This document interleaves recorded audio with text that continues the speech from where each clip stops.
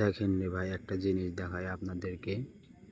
আজকে কাজ করতে করতে কখন পাইপের ভিতরে এত তার ঢুকাই ফেলাইছি বুঝতেই পারি নাই। ঢুকাইয়া এত বিপদে পড়ে গেছি। এখন তো কাজ শেষ করতেই হইব। কাজটা খুব ঝামেলা হয়েছে, অনেক তার এখানে 20-22টা তারের মতো আছে। তো ওটা পাইপটা ছিল হচ্ছে গা 3-4, সেই জন্য একটু ঝামেলা হয়েছে। খুব ঝামেলা করে কামটা করছি। অবশেষে তার একটু এক পাইপের মধ্যে ঢুকানো হয়েছে।